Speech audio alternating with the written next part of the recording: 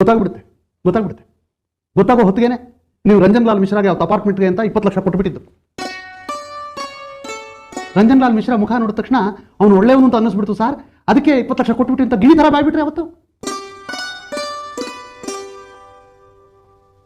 ಮಂತ್ರೋಪದೇಶದ ಗೊತ್ತಾಗ್ಲಿಲ್ವಾ ಅವ್ನು ಕೆಟ್ಟವನು ಅಂತ? ಅಥವಾ ನಿಮ್ಮ ಮಂತ್ರೋಪದೇಶದ ಜ್ಯೂರಿಸ್ಡಿಕ್ಷನ್ಗೆ ರಂಜನ್ ಲಾಲ್ ಮಿಶ್ರಾ ಹತ್ರದವ್ರು ಬರಲ್ವಾ? ಅವ್ರ ಮಂತ್ರೋಪದೇಶಕ್ಕಿಂತ ದೊಡ್ಡವರ? ಮಂತ್ರೋಪದೇಶದ ಗೊತ್ತಾಯ್ತು ಅಲ್ರಿ. ಮಂತ್ರೋಪದೇಶದ ಆಧಾರದ ಮೇಲೆ ವಾಸಪ್ಪ ನಾಯ್ಡು ಒಳ್ಳೆಯವನು ಕೆಟ್ಟವನು ಅಂತ ಜಡ್ಜ್ಮೆಂಟ್ ತಗೊಂಡ್ಬಿಡ್ತೀರಲ್ರಿ.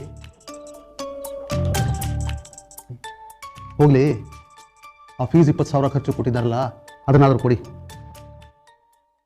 ಇಲ್ಲ ಸರ್, ಆ ದುಡ್ಡು